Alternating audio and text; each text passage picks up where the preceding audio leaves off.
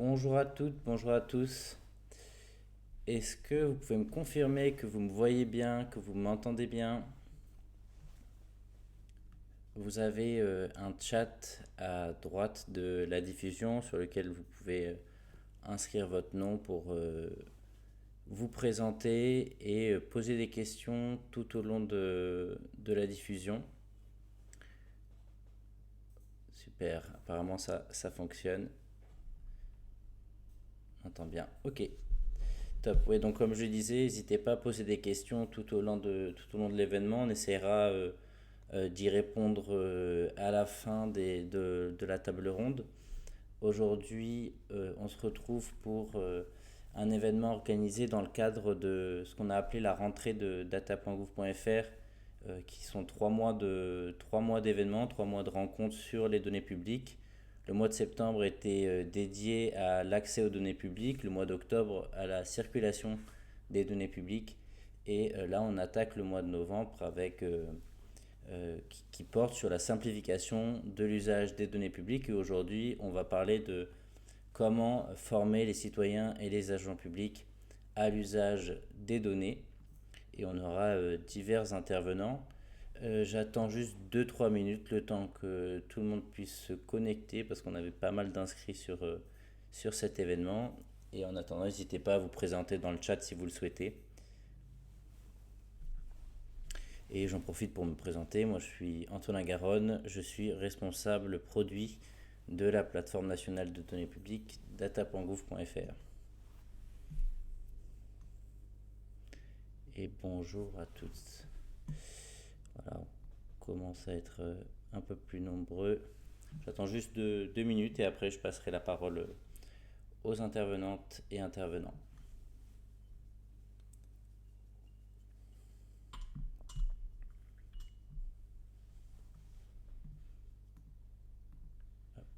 Pour celles et ceux qui viennent d'arriver, comme je disais, n'hésitez pas à poser toutes vos questions dans le chat au fil de l'eau et on essaiera d'y répondre à la fin. Ok, et ben je vous propose de commencer en donnant la parole à Fadila. Salut Fadila, salut à toutes, salut à tous. Est-ce que vous m'entendez bien? Est-ce que vous voyez bien les intervenants? Est-ce que vous entendez bien Fadila? On t'entend bien, Antonin, côté intervenant. Ok, bah écoute, ça a l'air de marcher, donc je te laisse la parole. Merci beaucoup. Merci pour cette introduction, Antonin. Bienvenue et bonjour à tous. Merci d'être là pour cette table ronde qui s'intitule Data Literacy, comment former les citoyens et les agents publics à l'usage des données. Donc moi, je m'appelle Fadila Le Turc, j'appartiens à la direction interministérielle du numérique comme Antonin. Je m'occupe précisément du campus du numérique public qui a été lancé il y a 2 ans par la DINUM avec la volonté de pouvoir concentrer l'offre de formation en matière de numérique à l'échelle interministérielle. Le thème qui nous réunit aujourd'hui, à savoir la data literacy, c'est un thème qui nous préoccupe depuis la création du campus, mais qui préoccupe énormément d'administrations. Et on a la chance d'avoir plusieurs intervenants cet après-midi pour pouvoir échanger dessus. Les données, ça a pendant longtemps été considéré comme réservé aux experts de la data, aux experts du numérique, aux experts des systèmes d'information dans l'administration. Pourtant, les données, aujourd'hui, elles vont servir nos décisions publiques, elles vont servir aussi nos usages du quotidien. Elles sont omniprésentes dans nos services numériques. Et par ailleurs, les niveaux de compréhension et de maîtrise restent très inégaux, qu'il s'agisse des agents publics, qu'ils soient décideurs ou non décideurs, ou des citoyens. Donc, on voulait aujourd'hui parler de la data literacy, ou pour parler français, de littératie des données. Pour combler les écarts, pour combler les écarts, pour comprendre comment on comble les écarts entre le niveau de compréhension de ce qu'est une donnée et à quoi ça sert, le niveau de manipulation de la donnée, le niveau de l'interprétation des données, mais aussi la façon dont les agents publics et les citoyens peuvent aujourd'hui s'approprier les données pour mieux les questionner afin de mieux agir. Comment la donnée va venir servir l'action et la décision publique. Donc on a réfléchi à plusieurs questions qui vont guider, qui vont être le fil rouge de cette table ronde. Comment les citoyens et les agents publics peuvent-ils réellement devenir autonomes dans l'usage, la compréhension, la manipulation et l'interprétation des données? Quelles compétences faut-il développer pour cela? À quel rythme aussi? Et comment éviter que la donnée ne vienne ajouter à la fracture numérique existante? Donc c'est tout l'enjeu de notre discussion aujourd'hui. Pour ça, on a 3 intervenants assez experts. Je vais présenter tout de suite Hélène. Hélène qui a dû nous quitter, qui a fait un message dans le chat indiquant qu'une alerte incendie avait lieu actuellement. Donc je vais te présenter, voilà, avant que peut-être que tu quittes, on ne sait jamais. Donc Hélène, vous êtes responsable adjointe data IA au sein du CGDD. CGDD étant l'acronyme un peu barbare, comme tous les acronymes de l'État, pour Commissariat général au développement durable. Et vous êtes aussi autrice du livre La transformation numérique de l'État à la documentation française, publié en 2021. Hugo Verdi nous fait aussi l'honneur de sa présence. Hugo, vous êtes maître de conférence à l'Université de Montpellier Paul Valéry, Montpellier 3, il me semble. Vous êtes chercheur en sciences de l'information et de la communication et vous avez un large focus sur les données dans l'administration, dans les organisations publiques et les organisations privées également. Donc vous allez nous partager un petit peu le fruit de vos recherches et venir aussi éclairer nos réflexions dans le public. Et enfin, Justine Sperandio Martinez. Justine, vous êtes chargée de projet innovation et numérique, open data et IA au sein de la préfecture d'Auvergne-Rhône-Alpes. Et vous êtes également correspondante RGPD, entre autres activités très engagées. Donc, merci d'être avec nous tous les trois pour cette table ronde. On va passer 1 heure ensemble pour parler de ce sujet de la data littératie. Pendant 40 minutes, je vais donner la parole aux intervenants. Ensuite, dans le chat, vous aurez l'occasion de pouvoir poser vos questions tout au long et on y répondra sur les 20 minutes qui resteront à la fin. Avant de commencer, avant de parler de formation ou de compétences, moi j'ai besoin qu'on définisse un petit peu ce qu'est la data literacy, la littératie de la donnée, comment ça se traduit concrètement sur le terrain, donc comment ça s'incarne aussi, et donc un vrai besoin de définition. Et je vais commencer par m'adresser à Hugo. Hugo, vous avez travaillé depuis des années sur les approches, on va dire, académiques et sociologiques de la data literacy. Comment vous la définiriez-vous? Alors déjà, merci pour la question et pour l'invitation. Alors tout d'abord, en fait, je vais vraiment, comme vous l'avez précisé, me baser sur les recherches universitaires, sachant que j'ai réalisé ma thèse sur les discours autour de la littératie, à la fois dans un point de vue universitaire, mais aussi d'un point de vue professionnel. Donc je vais vraiment me baser sur cette expérience-là pour vous décrire. Alors juste déjà pour commencer, pour comprendre la data littératie, il faut qu'on puisse diviser les termes. C'est-à-dire qu'on a data d'un côté et littératie de l'autre. Donc la data, donc le terme qu'on emploie très souvent pour parler des données, donc ce sont les données qui peuvent avoir en fait tout type de forme, hein, qu'il s'agisse d'un simple tableur, des ouvrages, des vidéos, voire même les données qui sont recueillies à partir des êtres humains. Par exemple, la montre connectée qui va prendre votre travail cardiaque, le nombre de pas que vous faites, etc. Tout ça, c'est de la captation. C'est de la captation de données. Et en fait, la donnée en tant que telle, c'est la captation de faits, de phénomènes, et à partir desquels on va réduire le monde qui nous entoure en catégories représentatives. Donc en fait, ça va nous donner des clés pour comprendre le monde qui nous entoure. Et en ce sens, il y a un point très important, c'est que les données, ce sont des choses qui sont construites. Elles sont issues de choix, de logiciels, de représentations, d'encodage, etc. Donc ironiquement, en fait, les données ne sont pas données. Elles sont construites, elles sont captées, et dans la littérature, en fait, il y a 2 termes pour, désigner ça. C'est à la fois donc la data pour ce qui est donné, donc le don en latin, et les capta pour tout ce qui est capté, tout ce qui est construit. Donc là, on a d'un côté les données qui servent donc, à beaucoup de choses, et en particulier à soutenir en fait les décisions des administrations. Et d'autre côté, vous avez la littératie, donc qui désigne dans son contexte, anglophone originel, c'est l'étude de la lecture et de l'écriture et leur incidence sur la pensée humaine, sur la cognition humaine. Et en fait, en ce sens, c'est une mesure. Et c'est une mesure de quoi? C'est une mesure du degré d'assimilation des connaissances sur l'écrit. Voilà, ça, c'est vraiment pour la littératie en tant que telle. Et ça implique des connaissances, mais aussi des compétences et une formation aux fameuses connaissances et compétences. Et ça a été en fait popularisé, enfin repopularisé dans les années 60 à travers les écrits de Jacques Goudy, qui était un célèbre anthropologue. Alors maintenant, si on applique sur les données, alors qu'on arrive un peu au but. Donc la data literacy, ça peut être défini comme une capacité qui est à la fois éthique, donc c'est-à-dire en fait en tant que règle déontologique qu'on applique aux données, c'est-à-dire qu'on va prendre des données qui sont fiables, qui n'ont pas été volées, etc. Critique au sens d'un recul intellectuel, donc c'est-à-dire en fait qu'on comprend d'où viennent les données, leur mode de production, etc. Mais aussi ça peut être un engagement politique, dans le sens qu'on va utiliser les données, par exemple, pour mettre en valeur des choses qui sont un peu oubliées euh, dans certaines données, dans certains recensements. Et enfin, de manière créative, c'est-à-dire de représenter ces données-là de manière un petit peu attirante. Par exemple, à travers ce qu'on appelle la data visualisation ou la visualisation de données. Et donc, à travers ces trois prismes, l'objectif, c'est de pouvoir, d'une part, accéder, interpréter, évaluer, gérer, manipuler, créer et utiliser les données. Et grâce donc à la connaissance de leurs caractéristiques, de leur cycle de vie et des effets qui sont engendrés par leurs usages. Donc ça, c'est vraiment un ensemble de connaissances qui permet d'avoir tout ça en tête, mais aussi des compétences de base, c'est-à-dire en fait qu'au-delà de comprendre les enjeux qui sont liés aux données, on possède des compétences techniques de base suffisantes pour pouvoir les traiter. C'est-à-dire pour pouvoir, par exemple, ouvrir des tableurs, les nettoyer, et cetera, et éventuellement les mobiliser dans ce qu'on appelle une mise en capacité ou un empowerment, c'est-à-dire en fait, de pouvoir vraiment s'approprier dans nos propres corps, les données, les enjeux, pour en faire des ressources utiles et utilisables.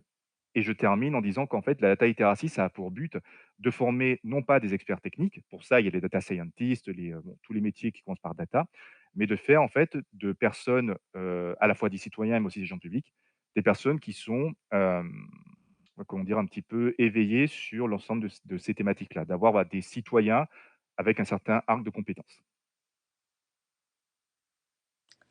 Un grand merci Hugo, très très intéressant cette base, de définition et un grand merci, pour tous ces éléments. C'est en tout cas, j'ai l'impression que du côté du CGDD, cet enjeu de data literacy, a été compris, en tout cas dans la définition que vous apportez Hugo. Et là je me tourne vers Hélène. Hélène, du côté de l'Ecolab, et du CGDD, vous avez déjà, mené, des actions, qui vont dans le sens de la data literacy, et commencer à acculturer aux données. On parle souvent de PIX Data, qui a été poussé, par votre organisation. Est-ce que vous pouvez nous en dire plus sur ce que vous avez, vous, fait et appris, en faisant au sein du CGDD, en accompagnant, les agents publics, notamment, à la formation, à la data? Très volontiers. Merci beaucoup, Fadila. Donc, j'appartiens effectivement à l'Ecolab du Commissariat général au développement durable, qui se trouve être l'administrateur ministériel des données du pôle transition écologique, aménagement du territoire, donc un très très vaste champ ministériel. Ceux d'entre nous, vous qui écoutent et qui sont dans les ministères, savent ce que c'est qu'un administrateur ministériel des données. Mais en gros, c'est la personne, l'institution qui est chargée de faire monter le pôle ministériel dans tout ce qui est application des réglementations sur la donnée, ouvrir, partager, protéger, et puis utiliser au mieux tous les potentiels de la donnée pour les missions de service public de leur ministère. Et pour ça, il y a des tas de moyens d'y arriver. Et un des moyens, c'est de travailler sur les compétences, mais aussi les parcours métiers, la reconnaissance des compétences et des expertises, etc. Enfin, tous les aspects RH peuvent être manipulés, mais dont compétences, et à l'intérieur des compétences, le champ de formation, parce qu'on peut apprendre autrement qu'en étant en formation. Ceci étant posé et ceci étant ma mission au sein de l'Ecolab, et puisque j'ai un attrait, vraiment un intérêt tout particulier pour les compétences et la formation, j'ai effectivement initié, la création de, parcours sur la donnée, au sein du, référentiel et de l'outil PIX que j'espère vous connaissez. Sinon, précipitez-vous dessus parce que c'est remarquable. L'outil PIX qui est, une série de questions, mais des questions qui vous font jouer, qui vous font manipuler, qui vous font chercher et donc qui vous font apprendre et qui en plus des un niveau de question qui s'adapte à votre, niveau. Et PIX s'intéresse à tous les aspects du numérique. Ça peut aller protéger vos ados sur les réseaux sociaux, ça peut être, travailler sur la cybersécurité, mais il y avait peu de choses sur la donnée. Or, comme c'était notre métier de le faire et que j'étais une fan de PIX et que PIX était parfaitement partant, nous avons donc créé, alors quand je dis nous, c'est pas que PIX et l'Ecolab, même si beaucoup des collègues du pôle ministériel ont participé, mais on a essayé de faire plus intervenir des collègues de l'interministériel, de la DINUM, des collectivités territoriales, voilà, pour travailler sur, en fin de compte, créer des nouvelles questions, plein de nouvelles questions sur la donnée, qui peuvent ensuite servir de briques de Lego pour être insérées dans des parcours qui vont être construits ad hoc. Par exemple, je sais que la DINUM a repris dans son propre parcours pour les agents de l'État sur la donnée certaines des questions, pas d'autres, parce qu'elle considérait qu'il valait peut-être plus s'intéresser à certains aspects que d'autres. Nous, on a essayé de créer des questions sur tout. Et pour ça, il a fallu qu'on se pose la question de qu'est-ce qu'il est intéressant que les gens sachent ou sachent faire sur la donnée pour réussir à faire ceci ou cela. Ça, c'est, je dirais que c'est la définition de la compétence. Enfin, en tout cas, c'est ma définition de la compétence. Et c'est vrai qu'on avait une vision plus service public, puisque les citoyens se poseraient probablement pas trop de questions sur comment ouvrir un jeu de données. Bon, ce ne sera pas forcément leur kiff. Mais pour nous, agents publics, bon, on parle de 5 millions de personnes quand même, c'était intéressant. Et donc, on a listé tous les enjeux, champs de connaissances, plus ou moins détaillés de la donnée. Puis ensuite, on s'est demandé: «Ça, c'est intéressant de le faire, d'y travailler, ça, c'est plus optionnel». Et on a quand même trouvé 9 thématiques. Alors la qualité de la donnée, la visualisation de la donnée, la recherche de la donnée, la production, le partage, l'innovation, ta, ta, ta. Et ça, avec Pix, dont c'est l'expertise, on l'a transformé en questions qui permettent de valider des connaissances ou des compétences. Donc ça, c'est pas trivial, c'est tout le travail remarquable d'ingénierie de Pix qui permet de passer de ce serait bien que les gens sachent ce que fait un data scientist ou ce serait bien que les gens sachent que Etalab a des guides. Voilà, et alors, du coup, on travaille là-dessus, comment aller chercher dans un guide une question un petit peu compliquée, pas triviale, pour que les gens aillent découvrir que ça existe, en même temps qu'ils vont chercher la réponse pour valider leur niveau. Voilà le travail qu'on a fait. Alors, tout l'intérêt, ben, c'est que c'est plus qu'une acculturation à la donnée, c'est vraiment un apprentissage, parce qu'en bidouillant, en cherchant, on apprend.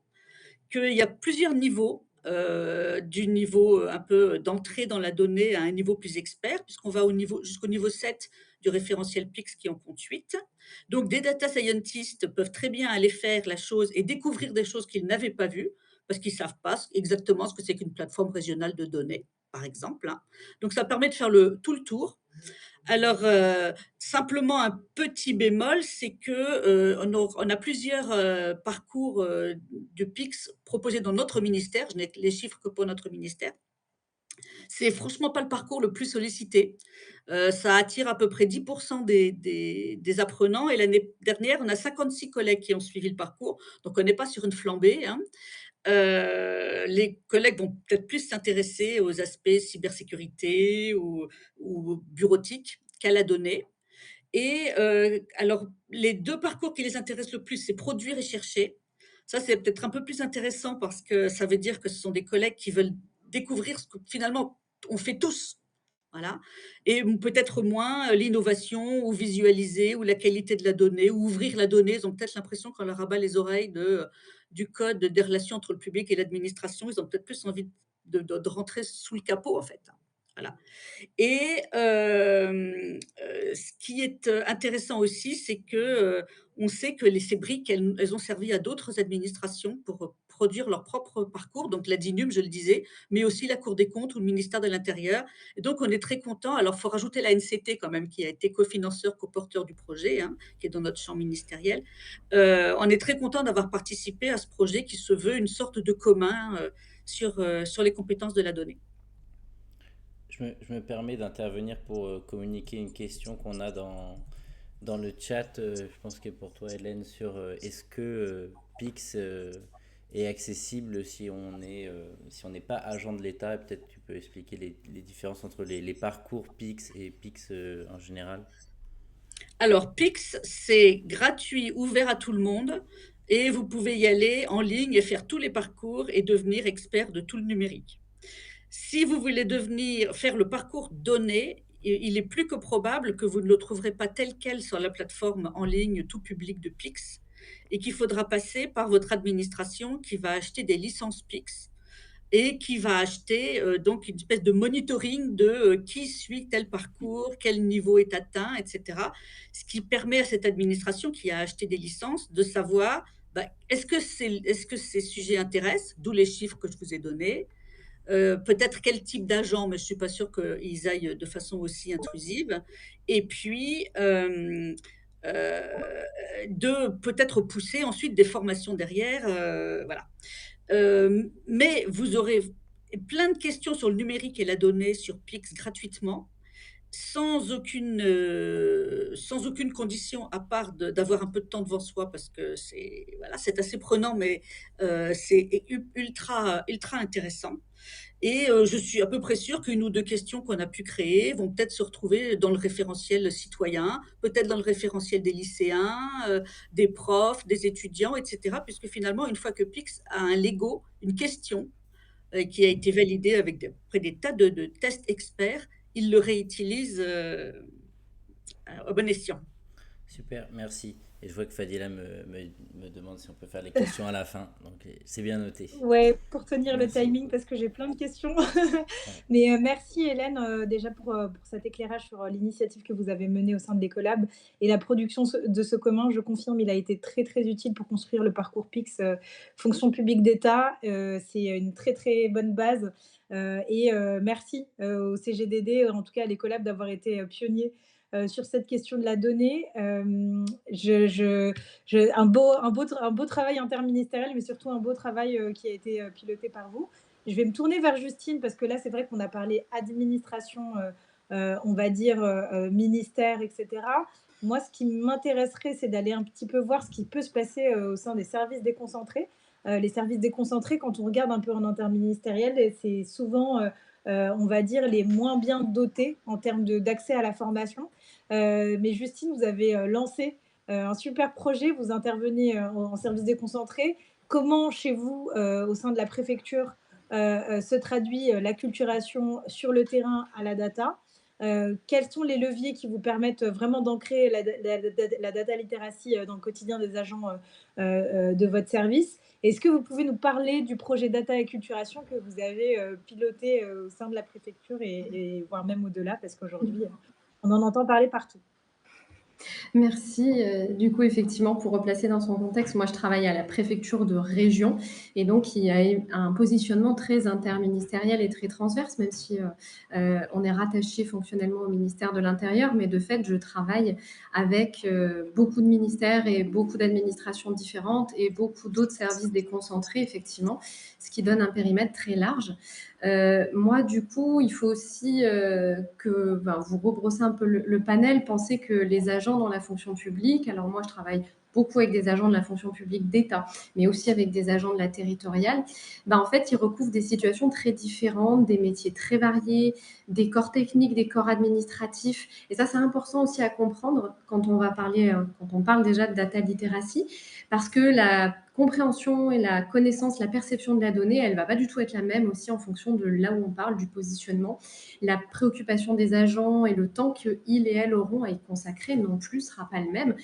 Et du coup, en fait, ça doit vraiment être un point de départ ou un élément qui constitue le constat qu'on va dresser de l'état de l'art, de l'état de la connaissance, pour ensuite se dire comment on fait vivre, on fait démarrer une culture de la donnée dans nos services et dans les services de l'État en l'occurrence. Et pour nous, à la préfecture de région, le point de départ en fait de ces réflexions, ça a été l'opportunité en 2021 de la publication des feuilles de route de la donnée, des algorithmes et des codes sources par chaque ministère. Et donc, moi, j'ai pas lu que celle du ministère de l'Intérieur, j'ai lu l'intégralité des feuilles de route. Il y avait eu des travaux très intéressants aussi de partage de toutes les actions qui étaient pointées parce qu'elles étaient ambitieuses, elles étaient très riches. Et chacune, elle a fait le constat, en fait, de l'absence de culture de la donnée dans les administrations, notamment chez les agents métiers. Et quand je parle d'agents métiers, c'est plutôt les agents qui travaillent dans l'administratif, sur des services de politique publique, pas les agents qui sont dans les services techniques, notamment les DSI.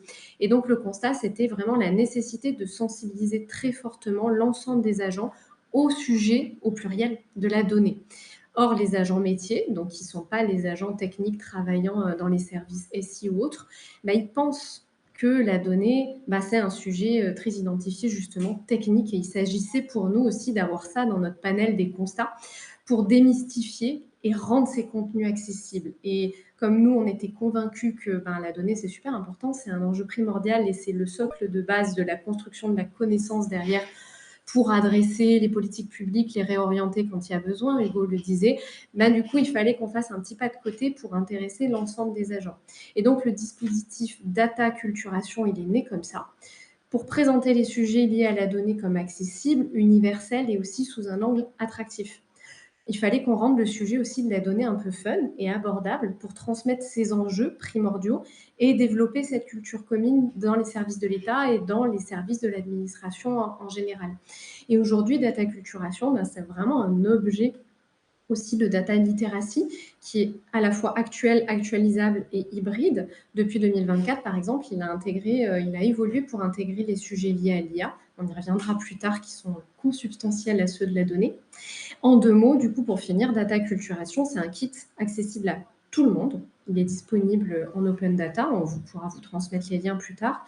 Ce sont des capsules de vidéos pédagogiques qu'on a co-construites avec des agents qui sont courtes sur plein de sujets liés à la donnée et à l'IA. Par exemple, c'est quoi l'open data? Mes données personnelles sont-elles publiques? C'est quoi la base adresse nationale pour un cas d'usage de comment on rend la donnée accessible et comment elle crée du service ou elle est facilitatrice. Et ensuite, ce sont des temps d'animation collaboratifs et conviviaux qu'on a complètement créés avec les agents qui s'appellent les cafés de la data et qu'on a transformés aujourd'hui en café de l'IA pour aborder les sujets, les enjeux de la donnée, aujourd'hui de l'intelligence artificielle, entre collègues et dans un cadre très informel, collaboratif, où tout le monde est sur un pied d'égalité. On vient avec ses questions, on a des quiz interactifs et des séquences d'animation collaborative pour démystifier au maximum ce sujet et se rendre compte par des exemples très concrets que ça concerne tout le monde.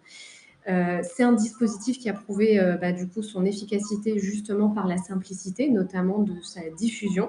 Il y a des milliers d'agents aujourd'hui qui ont fait un café de la data ou l'IA dans des administrations, dans des écoles de services publics. Et par exemple, pour le ministère de l'Intérieur seul, qui a intégré le dispositif café de l'IA qu'on porte à sa feuille de route nationale de l'intelligence artificielle, on compte déjà près de 260 animateurs ou animatrices de café de l'IA et de la data, du coup, sur le territoire et dans le ministère. Excellent, un grand merci pour ces précisions sur data acculturation. On n'hésitera pas à vous mettre les liens vers toutes les ressources sur data acculturation dans le chat. Mais merci beaucoup, Justine, très intéressant comme initiative. Ce qui est assez intéressant dans ce que tu nous partages aujourd'hui, là, c'est le côté, bon, on a Pix Data, où c'est un parcours individuel, où l'agent public se nourrit de connaissances et s'exerce à la question de la donnée. On a Data Acculturation qui promeut un aspect un peu plus collaboratif. Donc, c'est deux initiatives assez complémentaires et très intéressantes qui ont été menées. Donc, maintenant qu'on a parlé de data littératie et de la façon dont elle s'exprimait dans nos administrations respectives et qu'on a bien défini le sujet, je vais quand même revenir au titre de cette table ronde qui est Data littératie, comment former les citoyens et les agents publics à la donnée. Et donc, on va parler un peu de citoyens aussi et essayer d'aller identifier quelles vont être les différences de besoins et de priorités. Tout à l'heure, Hélène, tu l'as évoqué, quand vous avez monté Pix Data, vous avez effectivement identifié comme persona l'agent public. Le citoyen n'était pas au centre, en tout cas, de votre réflexion et de vos travaux, bien que je pense qu'aujourd'hui, ce qui a été produit au sein de Pix Data peut servir à tous. Et de la même façon, Data Acculturation, à mon sens, ça peut être quelque chose de totalement exportable ailleurs. Mais on va un petit peu plus rentrer dans le détail. Vous avez parlé tout à l'heure, Justine, d'une culture de la donnée. Et moi, j'aimerais comprendre là, est-ce que les besoins d'un agent public et les besoins d'un citoyen sont vraiment comparables, sont aussi différents que ça? Et je vais commencer par Hélène. Hélène, comme vous êtes la première à avoir évoqué le fait que vous étiez concentrée sur les agents publics, du point de vue de l'écolab et de la fonction publique d'État, comment vous percevez, vous, c'est les écarts de maturité qu'il peut y avoir potentiellement entre les agents publics et le grand public, les citoyens usagers du service public? Alors la question, elle est très compliquée, donc je vais juste, essayer de l'aborder par quelques entrées, hein. Déjà, si on parle de maturité au sens de, compréhension que la donnée, c'est un enjeu, c'est quelque chose d'important, qu'il faut s'y intéresser, c'est assez facile d'en parler aux collègues. Une fois qu'on a dépassé, les premiers blocages dont parlait Justine qui: «Oh là là, c'est pas pour moi, c'est tech». Une fois que les collègues ont compris qu'on parlait de leur métier, qu'on parlait de connaissances, de description du territoire, d'évaluation des politiques publiques, de cartes, de désinformation climatique, de travaux de recherche. On a un très gros réseau scientifique et technique au ministère. Les gens comprennent. Ils disent: «Ah OK, c'est ça la donnée». Puis si on leur rajoute, oui, c'est aussi le tableau Excel tout pourri, mais à jour, qu'il y a sur le réseau du bureau, parce que le SIRH, lui, il est toujours à jour d'il y a 3 mois. Ah, c'est ça la donnée. OK, c'est clair, ça c'est pas compliqué. Ça, c'est la maturité pour comprendre les enjeux et c'est d'ailleurs quand on fait nos journées de la donnée, on parle de ça, on parle des métiers, on parle des enjeux de la transition écologique, on parle pas de la donnée, on parle de la donnée à l'intérieur des enjeux des collègues. Si on parle de maturité en termes de capacité, là par contre, on va avoir de tout Et force est de constater que dès qu'on fait quelque chose sur la donnée, c'est un peu toujours les mêmes qu'on voit. On a beaucoup de collègues qui viennent pas, que ça intéresse pas, qui comprennent pas, et cetera, mais on n'a jamais pris le temps d'aller leur demander. On n'a pas jamais obligé quelqu'un à venir à une journée de la donnée pour dire: «Voilà, tu t'assois là et dans 4 heures, tu nous dis si ça t'intéressait ou pas». Voilà. Donc on est tous des adultes et on a tous un temps compté, donc on gère. Par rapport à la société civile, enfin au grand public, moi je vais traduire usagers de la donnée, bah, en fait on est tous on est tous des usagers du service public, pardon, on est tous des usagers du service public, on arrive tous avec nos compétences. Vous allez avoir au guichet un jour un geek qui va parler à une dame qui ne connaît pas la donnée et ou un usager qui est vraiment en illittératie numérique, complète par rapport à quelqu'un qui connaît bien son système d'information. Et là, l'enjeu, il est plus large. C'est pas sur la donnée, c'est sur le numérique, en fait. Quand on parle de données, on parle de numérique. Quelle est notre relation au numérique? Quelle est notre capacité à utiliser des outils? Parce que certes, la personne, lambda, enfin nous tous comme citoyens, comme usagers, on crée de la donnée, mais c'est souvent de façon passive ou alors on va la donner à l'administration qui a déjà, comme disait, Hugo, f créé une CAPTA, c'est-à-dire elle sait exactement quelles données elle veut, c'est ça qu'elle va nous demander dans le champ machin de démarche simplifiée. Donc on n'a pas vraiment besoin d'avoir une super connaissance de la donnée, pour interagir avec l'administration. Par contre, on peut être bloqué par le numérique pour interagir avec l'administration. Donc c'est assez compliqué en fait de parler de niveau de maturité et de compétences parce qu'on part tous avec une entrée très, très différente et si on parle de 65 millions de personnes et il y en a même encore plus qui sont des usagers de l'administration française, le problème est extrêmement compliqué. Merci Hélène, c'est très clair et effectivement, on parle de 60 millions de personnes. Donc je pense que vous avez tous vu passer, je vais faire une petite incise sur le plan Osélia qui a été, lancé il y a quelques mois, par la ministre du numérique, et de l'IA. Dans ce plan-là, la promesse est faite d'aller former 15 millions de citoyens à l'intelligence artificielle. C'est un énorme chantier. Alors les former à la data, d'autant plus. Justine, vous êtes au plus près, des usagers en préfecture de région.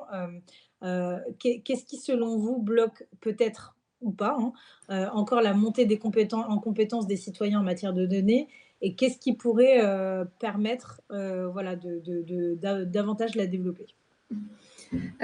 Alors effectivement, pour les usagers, les citoyens, les citoyennes, mais en fait, j'aime à le rappeler à chaque fois, moi je travaille vraiment en premier avec les agents publics, mais à chaque fois je leur rappelle, vous êtes des citoyens et des citoyennes, on y reviendra si on parle un peu plus tard de données personnelles, hein, justement, c'est des sujets aussi, la donnée très liée à l'intime.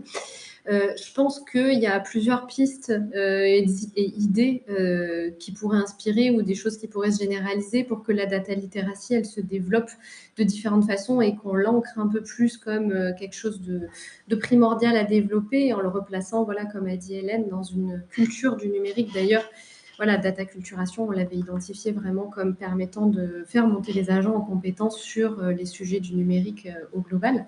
Par exemple, on retrouve de plus en plus ces enjeux évoqués dans des cursus de formation en école de service public, notamment. J'en parle parce que j'interviens depuis plusieurs années. Je donne des cours sur c'est quoi l'open data, c'est quoi les données personnelles, le RGPD, etc. Je sais que dans aussi les écoles qui forment les cadres supérieurs de la fonction publique, INSP, INET, il y en a également. Donc concrètement, voilà, je donne ces cours, je les ai vus arriver depuis 3-4 ans. Moi, j'en ai pas bénéficié à l'époque où il y a 8 ans que j'étais en école de service public. Donc ça avance progressivement, on le voit, et ça permet d'outiller les agents qui arriveront demain sur des postes, de mettre voilà, une flèche de plus dans leur botte pour leur arc de voilà, data literacy, au même titre qu'on leur apprend le management, la rédaction administrative ou autre. Dans les universités aussi, ça bouge. Alors, Hugo sera mieux placé que moi encore pour en parler, mais j'ai aussi donné des cours en master, dans des masters d'administration publique sur vraiment la culture du numérique, la donnée, le RGPD, etc. Donc ça bouge également. Par contre, effectivement, la data literacy, elle doit se construire et se diffuser aussi de façon continue dans les équipes, les organisations, puisque tout le monde ne peut pas forcément prendre le temps de retourner ou d'aller à l'école hein, dans sa vie et quand on est déjà bien professionnalisé. Et les agents métiers, on l'a dit, ils ne vont pas forcément consacrer du temps de formation à un sujet qui, en apparence, semble éloigné de leurs enjeux de travail, mais là, on a bien démontré que c'était au centre de tout. Et aujourd'hui, je dirais aussi que la data littératie, en fait, elle se structure de plus en plus autour de dispositifs qui sont pérennes et de communautés de travail un peu passionnées qui portent ces sujets. Par exemple, les cafés de la data, ça a pris un essor parce que du coup, ça a essaimé dans plein d'administrations où on a pu trouver des relais, des gens qui sont passionnés par ces sujets et qui les portent jusque aux agents de leurs diverses structures ou alors des usagers eux-mêmes. Et ça, c'est très important pour comprendre à la fois comment, du coup, on peut donner une ampleur et vraiment un portage à tous ces sujets de data littératie, mais aussi le fait que c'est un peu risqué parce que comment on fait quand ces personnes, elles quittent les structures? Comment on fait pour pérenniser ça dans le temps? Moi, je le vois. Et après, je voulais juste citer un dispositif avec lequel on échange beaucoup parce qu'ils s'étaient inspirés des cafés de la data pour vraiment concrétiser aussi leur dispositif. C'est caféia.org qui était porté par l'ex-Conseil national du numérique, qui est devenu le Conseil de l'IA et du numérique. Et ça, du coup, ça permet en plus d'aller jusqu'au kilomètre zéro de l'acculturation au numérique, à l'IA et à la donnée, puisque ça a vocation vraiment à essaimer dans la société civile. Et donc, effectivement, là, voilà, il faut aussi que nous, on soit vecteurs et vectrices de sens pour créer du lien et donner, montrer, avoir tout ce qui existe aussi pour les agents, pour les usagers et donner voilà, un petit peu de sens à tout ça. Un grand merci, pour ce retour Justine. Ce que je retiens, c'est que, c'est un travail régulier, d'acculturer à la donnée. Vous avez dit pas de one shot. En réalité, il faut tout le temps, maintenir, l'accès, à la data littératie en tout cas. Et d'autre part, un réseau d'ambassadeurs importants. Vous avez tout à l'heure cité que vous aviez plus de 200 porteurs du kit data acculturation. L'enjeu de la collaboration, de l'échange est d'autant plus important. Et vous avez aussi cité l'exemple du café IA et qui s'est largement diffusé bien au-delà de la sphère publique. Et effectivement, c'est un super exemple. Hugo, on revient à vous en réaction à tout ce qui a été dit, aux exemples qui ont été donnés dans l'administration. Moi, j'aimerais un petit peu savoir déjà, ce que vous en pensez, mais aussi ce que vous observez dans les pratiques actuelles côté citoyen comme côté administration, côté universitaire. Tout à l'heure, Justine a parlé de l'université, a dit que vous en parleriez beaucoup mieux qu'elle. Et ben, on vous écoute. En fait, à partir de vos travaux, quelle différence majeure vous observez entre ces différents univers? Est-ce qu'il y a un modèle, il y a des modèles, soit à l'international, soit d'ailleurs, qui peuvent être assez exemplaires en la matière? Alors merci pour la question. En fait, moi, il y a un point central. Si on veut vraiment différencier le citoyen de l'agent public ou de l'étudiant, c'est l'origine des besoins. C'est-à-dire que depuis tout à l'heure, on parle de culture des données, de répondre à certains besoins. Voilà, par exemple, on va parler d'indicateurs et d'autres choses. Mais en fait, un citoyen n'aura pas la même recherche, le même besoin qu'une institution. Et je vais y venir après parce qu'un citoyen et un agent public, c'est la même personne. Mais selon le contexte évidemment dans lequel il ou elle est intégré, les besoins vont changer. Je vais préciser un petit peu ma pensée, c'est-à-dire que dans le cas des citoyens, la culture des données, qui ne se décrète pas, hein, qui est vraiment quelque chose qui se construit dans le temps et tout au long de la vie, c'est une culture qui se fait de manière proactive. C'est-à-dire que vous, moi, on va se former, on va acquérir des connaissances, acquérir des compétences sur les données du fait d'une problématique qui est quotidienne. Et d'ailleurs, c'est ce qu'on retrouve toujours dans les travaux de la data littératie et même dans la philosophie de la data littératie, c'est de répondre à des questions quotidiennes. Je vais prendre quelques exemples. C'est le plus connu qui a déjà été cité, il me semble par Justine, c'est la question des données personnelles. Quand, par exemple, on retrouve, j'en ai un exemple comme ça au hasard, notre adresse sur Google, qui on va contacter pour pouvoir retirer cette adresse-là? Est-ce qu'on envoie directement un message à Google? Est-ce qu'on va voir la CNIL? Est-ce qu'il faut connaître la CNIL, etc. Donc en fait, du côté des citoyens, c'est toujours par rapport à un besoin. Soit des besoins vraiment liés à une problématique personnelle, donc là, comme nos cas de données personnelles, mais ça peut être aussi des recherches de données, par exemple des données de mobilité, quand le prochain bus va passer, le menu de la cantine, etc. Et là, on arrive sur la thématique des données ouvertes depuis la loi pour une politique numérique. Donc, du point de vue des citoyens, c'est vraiment quelque chose qui est plutôt personnel et c'est une démarche personnelle. Alors après, rien n'empêche de se former, évidemment, auprès de différents publics On a vu donc Pix, Calculation et bien d'autres. Mais ouais, il y a cette vision-là qui vient plutôt de soi. Dans le cas des agents publics, là, on essaie quand même autre chose. C'est-à-dire que le développement de la culture des données est demandé, voire parfois conduite, depuis les plus hauts étages de l'administration, c'est-à-dire par l'administration elle-même. Dans le but de quoi? D'assurer le bon fonctionnement de l'organisation en tant que telle. Et comment ça se traduit? Ça se traduit en fait par soit des injonctions, soit des besoins. On connaît les injonctions pour les indicateurs, en particulier, par exemple, je vais prendre le cas des universités. Les universités doivent rendre des comptes auprès des ministères et ça passe notamment par les indicateurs. Parmi eux, par exemple, le nombre d'étudiants, le taux de réussite, le bilan carbone. Voilà. Et pour ça, il faut des données pour pouvoir les nourrir, ces indicateurs-là. Et donc, par exemple, dans la fonction publique, donc dont les universités sont comprises, bah, par exemple, il y a des nécessités de se conformer à des réglementations en vigueur. La loi pour une politique numérique, par exemple, dans le cas de l'ouverture des données, puisque toute donnée produite par l'État, du temps qu'elle n'est pas confidentielle, doit être rendue au public. Ou le plus connu, on a le RGPD, dans le cas d'un traitement éthique des données, qui d'ailleurs là s'applique, que ce soit dans les institutions publiques ou privées. Donc il y a ces injonctions qui sont faites, et donc la volonté de construire une culture des données va être rattachée à l'administration, enfin à l'administration, à l'organisation à laquelle on appartient. Et c'est là vraiment la différence fondamentale, en fait, entre le citoyen qui se construit lui-même sa propre culture selon ses propres besoins, d'une administration qui a soit des injonctions, soit des besoins particuliers, et qui va construire une culture, enfin, va demander à construire une culture des données de ses agents publics pour répondre à certains besoins. Et tout ça, ça gravite en fait autour d'une logique qu'on appelle une logique data driven, donc c'est-à-dire en fait une logique à partir des données, de décisions prises en partie à partir des données. Et donc, si on peut conclure cette partie-là, c'est qu'en fait, les besoins entre les agents publics d'un côté et les citoyens de l'autre, même si ce sont les mêmes personnes, ils ne sont pas comparables parce que les besoins proviennent de sources différentes. Et les personnes, entre les personnes elles-mêmes et l'institution d'autre part. Par contre, ce qu'on peut voir en termes de regroupement, de superposition, c'est que les connaissances et compétences à acquérir, elles peuvent se superposer et répondre aux mêmes besoins. Par exemple, on va reprendre le cas du RGPD. Tout le monde aujourd'hui a au moins entendu parler du RGPD, à défaut de comprendre ce qu'il y a dedans. Voilà. Mais en tout cas, tout le monde a entendu parler et sait que, de base, les données personnelles, nos données personnelles, sont protégées par la loi et qu'il y a des recours qui peuvent être faits et des organismes auxquels on peut recourir. En l'occurrence, la CNIL. Donc voilà, c'est vraiment la différence qu'il y a entre, si on veut vraiment marquer cette différence-là, c'est d'où viennent les besoins de base, voilà, pour parler de culture des données. Un grand merci très clair, donc ça veut dire que la porte d'entrée par laquelle on va acculturer, former, est différente aussi au regard de ces besoins qui émergent.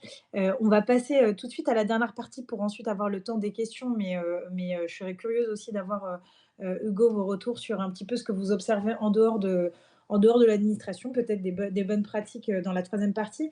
Et la troisième partie, elle va porter davantage sur un peu les solutions. Nous, je vais vous partager un peu l'expérience du campus du numérique. On peine encore à produire des formations qui sont dédiées à la donnée. D'une part parce qu'elles sont trop techniques pour certains, trop généralistes pour d'autres. Donc, trouver la juste mesure sur un public interministériel, ça n'a pas été simple, même s'il y a déjà des briques qui ont déjà été créées par des ministères comme Pix, Data, mais on a besoin de progresser là-dessus. Par ailleurs, dans de nombreuses administrations, on a des directions qui ont besoin de s'approprier de la donnée au regard de leur activité. Quand je pense aux directions des affaires juridiques, leur appréhension de la donnée, et de la façon dont on la manipule dans l'administration, dont on la gère, dont on la comprend, ne va pas être la même que pour une direction des ressources humaines, que pour une direction des finances. On a aussi peut-être des directions métiers qui ne vont pas forcément tout de suite se sentir concernées par la donnée. Donc il y a quand même voilà, une disparité d'appréhension de cette thématique, de cette matière qu'est la donnée. Développer une culture data, c'est pas forcément suffisant pour faire passer à l'action. On pourra aussi avoir une forme d'attention des agents publics là-dessus. Donc, on a besoin de dépasser ce fossé. Moi, j'aimerais me tourner vers vous, Justine, parce que l'action que vous menez en territoire est quand même très active. Est-ce que vous avez pensé à des pistes ou des dispositifs que vous avez peut-être testés pour lever ces freins? Et est-ce que, par exemple, la question, vous l'avez évoquée très rapidement tout à l'heure, Mais est-ce qu'on n'a pas des nouvelles portes d'entrée pour former aux données? Vous avez parlé de données personnelles, vous avez parlé d'intelligence artificielle tout à l'heure. Est-ce que c'est des entrées utiles pour sensibiliser? Oui, tout à fait. Donc effectivement, vous l'avez bien rappelé, on rencontre des obstacles qui peuvent être majeurs dans la diffusion justement de ces formations ou de la connaissance de la donnée, hein. Perçue comme trop technique, ça fait peur. On a de moins en moins de temps aussi, pour se former. Comment on fait? Pourtant, et c'est important de le rappeler, le savoir aussi, c'est le pouvoir en fait. C'est à partir du moment où on sait comment les choses fonctionnent aussi qu'on peut réorienter notre action et mieux décider. Et si on change d'échelle et qu'on le replace vraiment dans un niveau encore plus macro, on va toucher du doigt les sujets liés à la souveraineté numérique aussi. Donc c'est super intéressant de lever ces freins. On a parlé de data culturation tout à l'heure. Pour nous, c'était vraiment un dispositif qui nous a permis de se dire, eh ben, on ne part pas sur un programme de formation, on allège le programme d'une formation classique pour s'adapter justement aux besoins des agents et au temps disponible, avec des cafés de la data qui sont souples, sur mesure, qu'on peut organiser si on n'a pas le temps, si on a plus de temps, en fonction du nombre et des profils des personnes qu'on a. Et n'importe qui, entre guillemets, peut accéder au kit et décider de créer cette démarche dans son administration. Il y a aussi plein de formats qui portent un peu voilà, la data littératie et qui sont innovants comme les fresques de la donnée. On en voit de plus en plus. On en a co-créé une chez nous avec le TUBA, qui est une association qui travaille sur les données urbaines, hein, notamment à Lyon. Et ça permet de s'acculturer simplement en s'amusant et aussi en faisant. Et ça peut, dans les administrations, poser une première pierre comme ça d'un mouvement plus global d'interrogation sur la gouvernance des données dans un service ou la connaissance plus fine. Et là, on le sait, le pouvoir de frappe, entre guillemets, des fresques, il est très important. Et en tout cas, quand on a la FI1, on sait que la dynamique, elle est très puissante. On utilise aussi beaucoup les jeux sérieux, qui sont une excellente manière, je trouve, pour se former. Et je crois beaucoup à ces méthodes parce qu'on se forme en faisant. Il y a un jeu qui a été, là encore, co-créé par le TUBA, la métropole de Lyon, qui s'appelle IA, qui est assez connu et qui, en plus, dont toutes les ressources sont disponibles en open data, on peut l'éditer soi-même. Et c'est un outil puissant dans la mesure où il abolit les hiérarchies, il crée de la coopération et il éveille l'esprit critique. Alors certes, sur les sujets de l'IA, mais on parle forcément de données dedans. Et vous avez aussi raison de le souligner, on a aujourd'hui une réelle opportunité en fait de faire une entrée par les sujets de l'IA, car c'est l'actualité brûlante en fait pour toucher la donnée derrière, et par la donnée personnelle, parce qu'on touche à l'intime en fait. Et on a l'opportunité vraiment de faire passer la donnée au premier plan des enjeux des administrations dans la culturation professionnelle des agents publics en fait. L'arrivée de l'IA générative dans nos vies, en fait, elle s'impose à nous, hein. C'est la question ne se pose pas de dire est-ce qu'on y va, on n'y va pas. C'est comment on fait et dans quel cadre.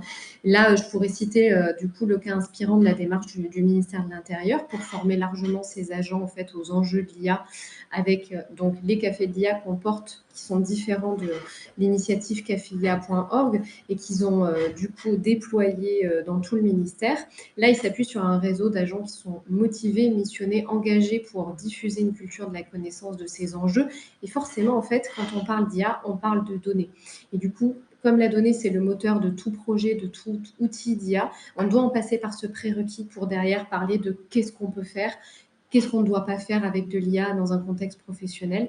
Et donc, en fait, moi, je remarque aujourd'hui aussi que quand j'organise un café et de la data seule, j'ai du mal à le remplir. Et quand j'organise un café de l'IA et de la data, ils sont complets. Je dois refuser du monde. Et enfin, si on ouvre effectivement aussi sur le champ de la donnée personnelle, ça parle aux agents, ça fait peur quand même aussi, parce qu'ils ressortent un peu ébranlés de ce genre d'atelier et ils se disent bon, j'ai peut-être des choses à faire, il faut que je retrouve du pouvoir d'agir, parce que là vraiment, voilà, on touche à quelque chose de l'intime et c'est un cas d'usage qui, plus que dans d'autres encore, il redonne du pouvoir d'agir, je le disais, il empouvoir les agents et les citoyens et les citoyennes, et parce que Hugo le disait, ça s'approche vraiment des besoins. Donc là, pour ces sujets, je le remarque, on peut vraiment essayer de se dire, allez, on re-rentre par la fenêtre pour aborder tous les sujets data comme vraiment le socle de tous ces nouveaux outils ou de ces sujets. Un grand merci. Ouais. On peut passer par d'autres fenêtres pour toucher les agents publics et les citoyens sur cette thématique. Hélène, du côté de l'Ecolab, comment Comment vous percevez justement, ces solutions, à venir? Vous en avez déjà produite une, qui est un commun, mais comment vous envisagez justement, d'aller plus loin peut-être dans la formation, et de toucher plus largement et durablement, les agents publics et les citoyens? Alors, je vais pour le moment m'en tenir plutôt aux agents publics. C'est un peu plus ma spécialité que les citoyens. Encore que quand ils rentrent chez eux, les 5 millions d'agents publics redeviennent des citoyens, ont des familles, des copains, et cetera. Donc c'est aussi une voie de diffusion. Et je vais me permettre de grouper data et IA puisque Justine a très évidemment, présenté le fait que maintenant c'est le teasing, hein, l'excitation, c'est de venir, entendre parler d'IA et de ce que ça peut faire dans nos vies de bien ou de mal et comment on peut s'en servir au travail et est-ce que ça va pas me remplacer comme agent public? Et donc on peut reparler de la data via l'IA. Donc je vais grouper les 2 dans ma tête pour dire que, si on veut intéresser alors je reprends, tes termes, Fadila, plus largement et plus durablement, il faut que ce soit une entrée via les besoins, via les enjeux de chaque personne sur son poste de travail. Ça, Hugo l'a bien dit, il faut repartir du besoin, de la posture et il faut que ces formations ne soient pas que des formations, c'est-à-dire que ça s'inscrive, à mon sens, dans tout un parcours, RH et métier où la donnée est un moyen, et ne sera une fin que pour les collègues dont c'est vraiment le métier et qui passent déjà beaucoup de temps à pédaler derrière les technologies qui avancent très, très vite et à qui, en plus, on demande de s'informer un peu sur les métiers pour pouvoir travailler avec. Mais dire que la donnée n'est une fin que pour une petite partie de nos collègues, c'est un moyen pour l'administration et pour les agents, et donc de le replacer dans un continuum qui peut être le continuum de l'apprentissage. Pourquoi formation? Nous, on fait beaucoup de webinaires, de journées de la donnée, on a un club de l'IA, on a une communauté de la donnée, on a une communauté de l'IA frugale sur les territoires. Enfin, je vais vous passer les sigles et ce genre de références peut-être un peu techno, mais chacune va trouver à un moment la possibilité de venir entendre quelque chose qu'elle ne connaissait pas et le replacer non s dans un contexte, c'est-à-dire pas seulement l'aspect technique, mais le replacer dans un contexte. «Ah tiens, il y a tel ministère qui travaille là-dessus, je vais aller les voir. Ah tiens, il y a un nouveau logiciel qui vient de sortir, il faut que j'aille regarder. Ah tiens, il y a tel établissement public qui vient de recruter, vient de créer un lab IA». Voilà. On chope des petites choses qui construisent notre culture de la donnée en général et pas juste sur notre poste de travail. Donc pourquoi des formations déjà? Ensuite, si on veut faire des formations, bah, Justine l'a bien dit, on a de moins en moins de temps pour se former, on arrive tous avec des niveaux de compétences différentes, on a peur d'embêter les gens, si on part par en bas, on a peur de frustrer les bons, si on part par le haut, on frustre, ceux qui connaissent moins bien. Il m'est arrivé d'intervenir là dans une DDT sur l'IA, on m'a dit: «Il faut leur parler des enjeux de l'IA, c'est ça qui va les intéresser». Puis au milieu de la matinée, la moitié des gens s'en vont. En fait, ils étaient venus apprendre à prompter. Pourquoi pas? Mais c'était pas ça la promesse. Simplement, quand on leur a dit: «Venez vous informer sur l'IA», la moitié des agents ont compris que c'était ça, c'est-à-dire immédiatement utile pour moi, parce que l'outil est déjà disponible, voilà. Donc c'est tout ça, c'est compliqué et pour quand je dis replacer dans des continuums, ça peut être aussi des continuums de RH. Par exemple, je trouve on forme probablement pas assez nos collègues qui sont capables de monter en compétences pour devenir administrateur de données, data ingénieur, data scientist, en fait tous les métiers à data, qu'on connaît aujourd'hui, et le référentiel, des métiers de la fonction publique rajoute des nouvelles cases, tous les 3 ans. On n'a pas assez de dispositifs pour les faire monter en compétences avec des formations de certification. Or ces personnes-là, qui sont déjà très ancrées dans les métiers et qui rentreraient par les métiers dans la donnée, seraient de magnifiques vecteurs pour leurs collègues. Autre vecteur pour leurs collègues, et je vais m'arrêter là, nos administrateurs, de la donnée territoriale. Donc on en a dans les DREAL, donc les directions régionales, les directions départementales, interministérielles, et cetera. C'est un peu les seuls d'ailleurs dans les territoires qui sachent vraiment manier la donnée et les systèmes d'information géographique, et cetera. Ce qu'on leur demande de plus en plus maintenant, c'est de créer des outils qui vont mettre la donnée directement à disposition de leurs collègues sur leur écran, faire des cartes automatiques et des choses comme ça et c'est pas juste de construire des bases de données. Bon, ben, voilà, ça c'est d'excellents vecteurs parce qu'ils ont la technique, mais ils sont capables de parler aux métiers et les métiers viennent les interroger pour des besoins qui sont immédiatement, heu, concrétisables dans leur quotidien, professionnel. Donc la formation, oui, mais pas que la formation et si la DINUM veut, créer davantage de formations et en particulier des formations pour les niveaux experts ou spécialistes, très partante pour travailler avec vous. Bah, c'est super, super éclairant et je suis totalement d'accord, pas que la formation, parce que derrière la formation, il y a plein d'enjeux juridiques qui viennent se coller. Nous, on le voit, au sein du campus du numérique du campus du numérique, on propose de la formation, mais tout de suite, on pense à feuille d'émargement, les administrations paniquent, elles savent pas quels agents viennent aux formations du campus et cetera. Pourtant, nous, notre volonté, c'est juste de diffuser une culture sur des thématiques, particulière. Donc, je plus sois totalement et je suis totalement convergente avec ton propos, Hélène, et peut-être aussi sur ce que tu as évoqué vers les métiers de la data. Il y a une initiative et je la mentionne et peut-être que elles font partie des participants aujourd'hui, mais la DGFIP, en fait, pendant longtemps travaillé avec des data analystes qui ne savaient pas qu'ils étaient data analystes. Et donc là, elle commence un petit peu à créer des parcours pour labelliser, pour attester des compétences acquises, parce qu'en fait, ces personnes étaient data analystes de fait, de par leur mission, mais sans avoir ce label-là, sans être reconnues là-dedans. Donc, avec grand plaisir pour en parler. Je termine avec ma dernière question à Hugo, et après, on passera aux questions-réponses du public. Donc, Hugo, vous nous avez entendu côté secteur public. À votre sens, côté recherche, quelles sont les compétences fondamentales qu'il faudrait prioriser? On a parlé de beaucoup de choses. On a parlé de pouvoir maîtriser l'IA, comprendre l'IA, savoir prompter. Hélène a mentionné un exemple sur savoir prompter. Donc, pour vous, c'est quelles sont les compétences prioritaires à diffuser? Et est-ce que vous voyez, notamment dans les organisations privées, des choses se faire qui pourraient venir inspirer les acteurs publics? Alors, beaucoup de réponses possibles et je vais faire court, vu le temps qui reste. Ce qu'il faut savoir, c'est que déjà, des formations en France, avant de passer à l'international, en France, on fait beaucoup de choses. Il y a des exemples qui ont été cités donc par Justine et Hélène, bah, qui en font partie. Alors c'est pas pour faire de la pub, mais Justine le sait, c'est que dans les années début 2022-2023, il y a eu un projet d'Open Data France qui s'appelle Culture D et qui avait pour but de recenser l'ensemble des formations, des outils sur la culture des données.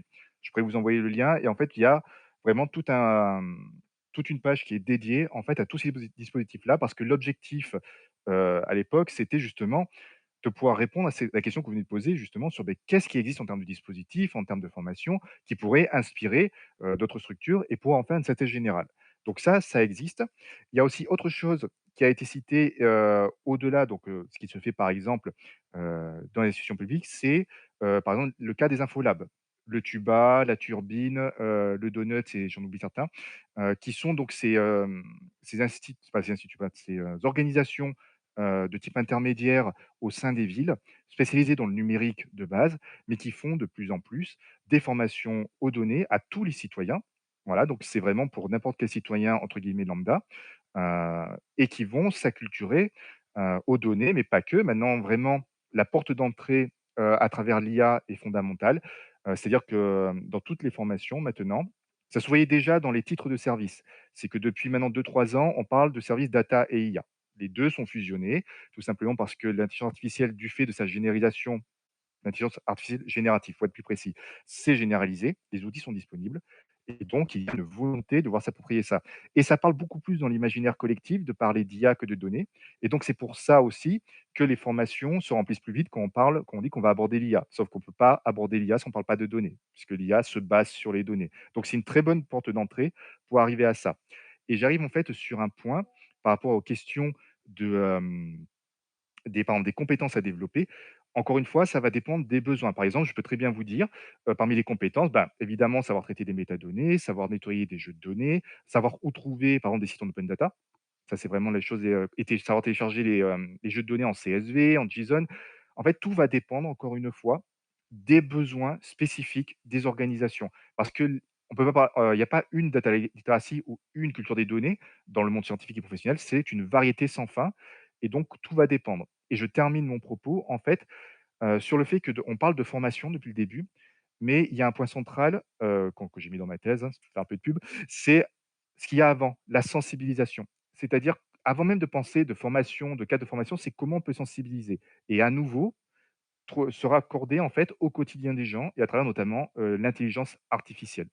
Voilà et après moi je vous donnerai des liens, voilà, sur des initiatives et autres sur lesquelles on peut, s'inspirer tous et toutes.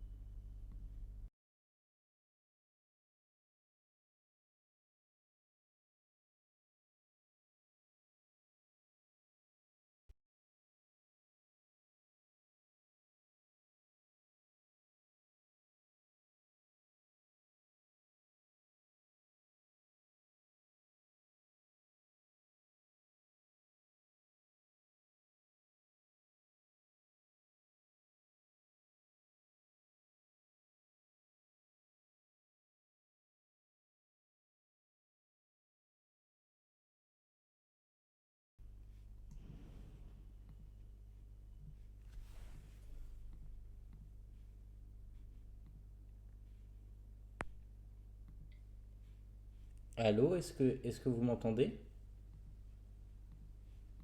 Vous m'entendez pas? Antonin, on t'entend toujours pas. Ah, mais Si tu n'arrives pas à par contre, allumer le son, Antoine, on peut-être que tu t'entend. peux juste nous copier-coller les questions que tu as pu spotter tout du long. Non.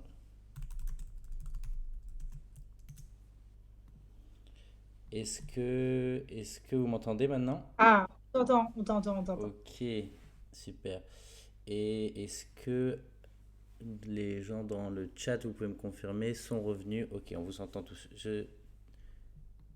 Très bien. Désolé pour ce petit contretemps.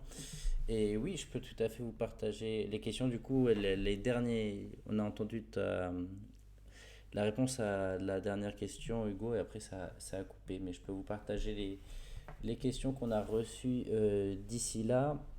Avant une question, il y avait une remarque sur les formations relatives à l'IA. Quelqu'un a mentionné la bataille de l'IA qui est organisée, je crois, par l'association Latitude. Ensuite, il y avait une question sur y a-t-il une spécificité de la donnée financière ou économique? Mon avis est que dès qu'il y a un euro, il y a un enjeu renforcé sur la construction et peut-être encore plus sur l'interprétation.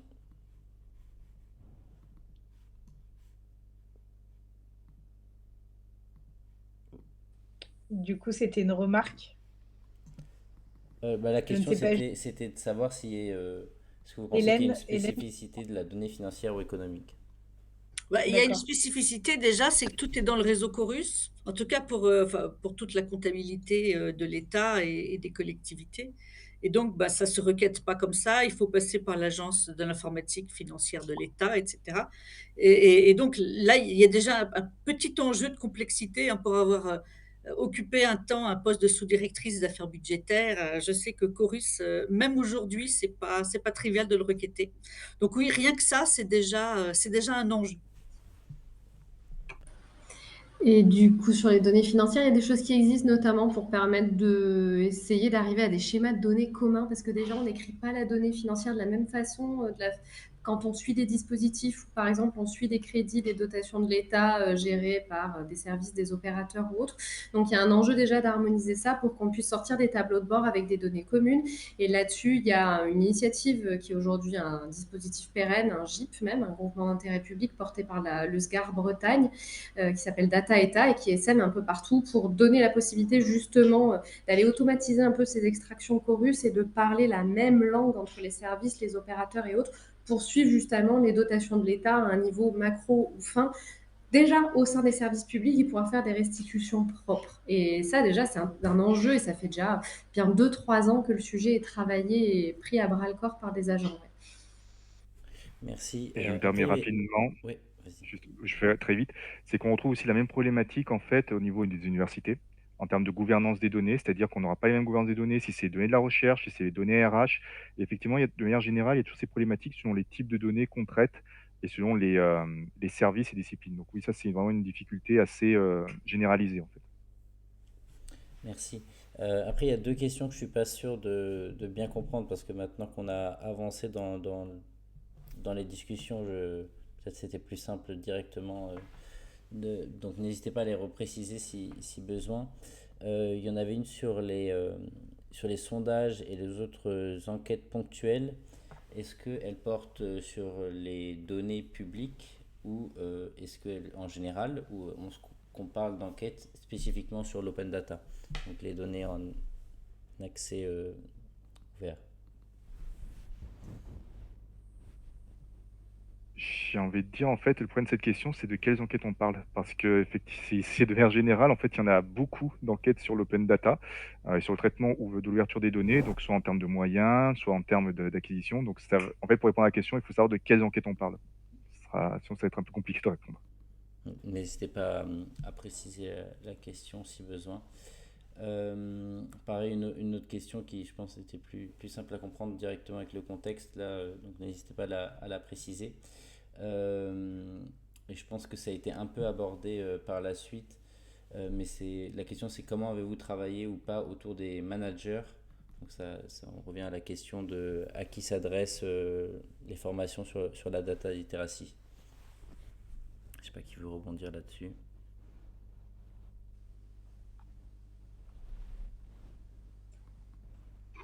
Eh bien, oui. Oui, oui, bien sûr, bah, les managers, c'est un peu la tarte à la crème de dire qu'il faut, acculturer les managers de haut niveau aux enjeux de la data, de façon à ce que ça ruisselle, dans les services, et qu'ils puissent, valoriser les métiers, et les formations, et les recrutements d'un côté, donner les budgets de l'autre, ou impulser des projets. Mais les managers n'ont pas tellement plus de temps que d'autres, donc ils privilégient leur utilité immédiate. Et donc, ce ne sont pas des personnes qu'on va trouver très habituellement dans nos formations, ça c'est certain. Par contre, quand on multiplie les vecteurs, des journées, des webinaires, des événements, on va trouver jusqu'aux directeurs généraux. Donc, oui, c'est une cible, mais on n'a jamais essayé de créer, enfin si, on a essayé de créer une seule chose à destination directe des managers. D'ailleurs, on s'était amusé, on a fait faire des très, très jolis dessins pour que ce soit immédiatement appréhendable. Je vais vous passer le lien parce que c'est très sympa. C'est les principes généraux de la qualité de la donnée. Mais on s'est rendu compte qu'en réalité, c'était très, très apprécié par tous nos collègues qui eux-mêmes étaient formateurs sur la donnée et qui le remettaient dans leur PowerPoint, mais que leurs chefs ne les avaient jamais vus et probablement ne les verraient jamais. Donc c'est une cible, une complexité de la cible dans la complexité générale de notre sujet. Merci beaucoup. Alors c'est pas une question, mais c'est une remarque que je transmets. Merci pour ces échanges très riches et inspirants. On sent la passion des intervenants, c'est top. Merci pour le retour. Pour l'instant, j'ai pas d'autres questions et on a dépassé un peu le temps, donc je pense qu'on va pouvoir clôturer. Merci encore pour vos interventions, c'était vraiment intéressant. Et j'invite toutes les participantes et participants à suivre le reste de la rentrée de DataGouv parce que c'est aussi un moyen de s'acculturer à la donnée, de suivre ces cycles d'événements. Je ne sais pas si Fadila, tu veux peut-être rajouter un mot? Oui, tu as raison, Antonin, on aurait dû commencer par là. La DINUM fait l'essentiel et nous allons essayer de faire le reste. Voilà, on va essayer et nous, on va essayer de faire l'essentiel parce qu'on fait pas encore l'essentiel. Mais on va s'y atteler. Ce que je propose, c'est peut-être, on a eu, des belles discussions assez riches avec pas mal de ressources qui ont été partagées. Est-ce que, tu penses, Antonin, qu'on pourra partager aux participants peut-être un docs avec, toutes les Ouais. ressources dont on a parlé? Voilà, la Justine nous partage des choses, peut-être aussi poursuivre, les travaux d'Hugo parce que je pense que ça intéressera pas mal de monde. Moi, j'ai pris énormément de notes en étant à la fois dans l'animation, etc. Et je serais ravie de les partager aussi. Un grand merci à tous les trois. Merci à l'équipe DataGouv d'avoir organisé ce moment parce que on parle souvent de data, mais c'est vrai que on revient toujours à une chose, comment on forme, comment on fait en sorte que les gens maîtrisent, comment on fait en sorte que les gens s'approprient ce sujet. Donc notre rôle, il est quand même assez important autour de cette table. Donc un grand merci pour ces échanges. Et très bonne après-midi à tous et toutes. Merci beaucoup. Merci beaucoup. Merci. Merci beaucoup. Bonne Au journée. revoir. Au revoir. Très bonne journée. Au revoir. Au Bonne revoir. journée.